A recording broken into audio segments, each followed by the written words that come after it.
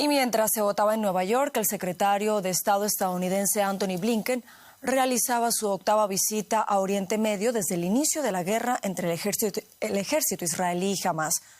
Blinken quiere impulsar también desde allí el alto al fuego en Gaza.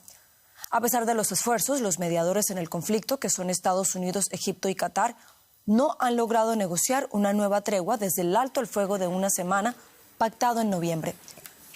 Tras una primera escala en Egipto y un encuentro con el presidente Abdel Fattah al-Sisi, Blinken se ha reunido en Jerusalén con el primer ministro Benjamín Netanyahu.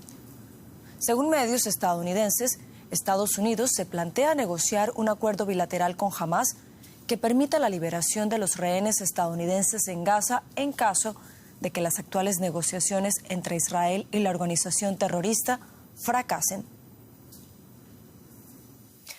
Y antes de partir hacia Israel, el secretario de Estado estadounidense pidió a los gobiernos de la región que presionen a Hamás para que acepte la propuesta de tregua. Según Blinken, Hamás es el único obstáculo. Mi mensaje a los gobiernos de la región es: si queréis un alto el fuego, presionad a Hamás para que diga sí. Si queréis aliviar el terrible sufrimiento de los palestinos en Gaza, presionad a Hamás para que diga sí. Si queréis que todos los rehenes vuelvan a casa, presionad a Hamás para que diga sí. Si queréis dirigir a israelíes y palestinos por igual hacia el camino de una paz y una seguridad más duraderas, presionad a Hamás para que diga sí. Si queréis evitar que este conflicto se extienda, presionad a Hamás para que diga sí.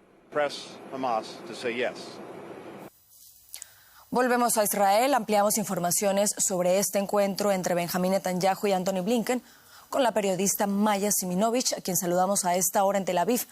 Maya, buenas noches. ¿Qué detalles nos puedes contar sobre este encuentro que sostuvieron Netanyahu y Blinken? Hola, Carol. Pues este encuentro fue largo.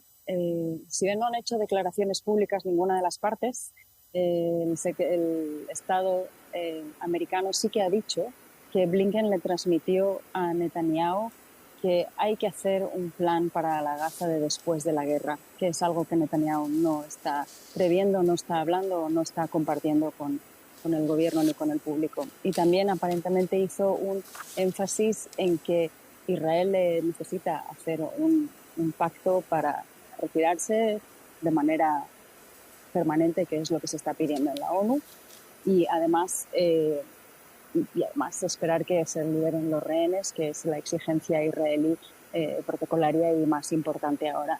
También hizo una alusión a que el conflicto no debe escalar y no hacerse regional, que es lo que estamos teniendo desde hace 8 meses y que es lo que parece que apunta la guerra del norte, que es una guerra en toda regla que tenemos aquí en Israel y que está Hezbollah atacando a Israel, apoyado por Irán, y por ahora no se está deteniendo eso. La teoría americana es en realidad que si se para en Gaza, si se firma un acuerdo en Gaza, es posible alcanzar un acuerdo con Hezbollah. Y el gobierno israelí por ahora está empujando a abrir un segundo frente, tal vez. Maya, y a propósito de esta resolución del Consejo de la ONU, del Consejo de Seguridad de la ONU que ha sido aprobada, ¿qué reacciones se conocen allí en Israel y en Oriente Medio en general? Sí, el gobierno israelí no se ha pronunciado y el embajador de la ONU tampoco. Ha sido otra persona y ha sido un mensaje tibio repitiendo un poco lo que Netanyahu está diciendo todo el tiempo, que Israel quiere la paz, pero que Israel no va a dejar de luchar hasta que no vuelvan todos los rehenes y hasta que no se neutralice a Hamás. Por lo tanto, entre que no ha hecho un comentario oficial y tampoco se apea de exactamente lo que está diciendo todo el tiempo y que parece que no deja avanzar el plan de paz y por eso ha dimitido Benny Gantz ayer, Hamás, mientras tanto, ha dado la bienvenida a la resolución de la ONU, pero en el mismo comunicado que decía que le parecía algo positivo, también decía que no va a cejar en su empeño de lograr que el pueblo palestino viva en su tierra, sin definir, pero entendemos por qué es su tierra, y que Jerusalén sea su capital y que se regresen todos los refugiados palestinos del mundo.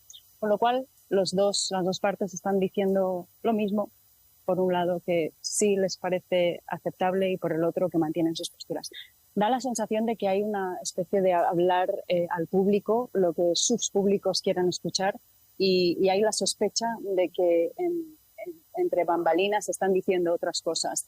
Por lo menos ha habido un reporte hoy en el Canal 12 que ha dicho eso, que la propuesta de paz o de acuerdo israelí era mucho más flexible y que incluso apuntaba a una retirada israelí antes de que los rehenes fueran liberados. Esto lo ha desmentido el primer ministro, pero realmente no sabemos, pero hace sospechar que tal vez hayan dos discursos. Pues Maya Siminovich en Tel Aviv, muchas gracias por todas estas informaciones. Gracias, Caro.